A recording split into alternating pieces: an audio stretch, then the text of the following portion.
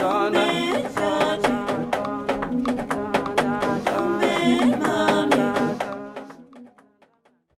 viens de signer le décret qui remet à la disposition de la fonction publique l'ensemble des responsables du ministère de l'Habitat, de l'Urbanisme et du Cadastre, à l'exception de ceux relevant du secteur de l'écologie et du développement durable.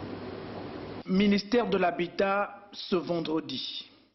Le portail que nous trouvons entrouvert est loin de connaître son activité habituelle. L'ambiance ce matin n'est certainement pas celle des jours ouvrables. L'onde de choc provoquée par la décision du chef de l'État a certainement eu l'effet d'une bombe pour plusieurs. Je suis le premier Gabonais à applaudir par rapport à cette décision. Parce que nous avons longtemps souffert de cet immobilisme.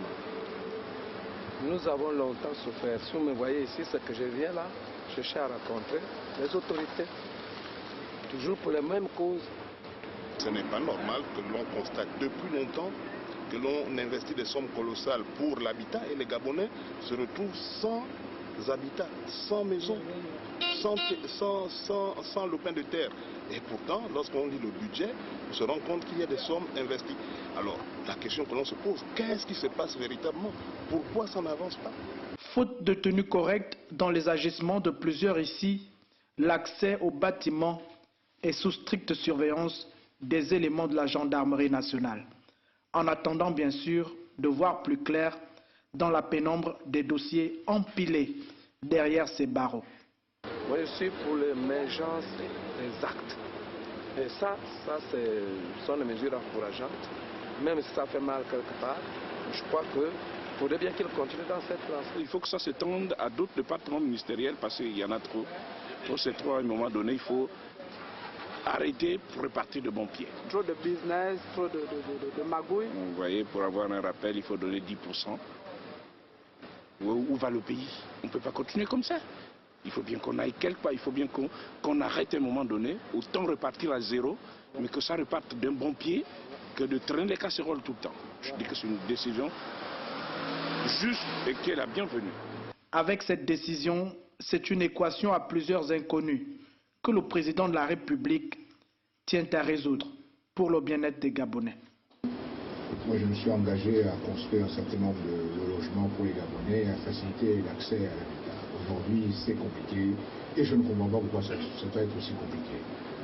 Il faut au minimum 5 ans pour avoir un titre foncier quand vous êtes chanceux. Et l'on m'a signalé que c'est un véritable parcours du combattant puisqu'on dépasse les 120 signatures pour avoir un titre foncier. Vous reconnaissez avec moi que c'est ridicule. C'est tout simplement ridicule. Alors, multiplier les étapes comme cela, nous n'allons jamais arriver véritablement à avoir une politique de logement qui soit acceptable. La capitale gabonaise aujourd'hui accuse un déficit de plus de 200 000 logements dans un secteur gangréné par la surenchère et les tracasseries administratives. La décision du président de la République est salutaire. Et si c'est une question de volonté des hommes, eh bien on change les hommes. Si c'est un problème administratif, eh bien on revoit les textes.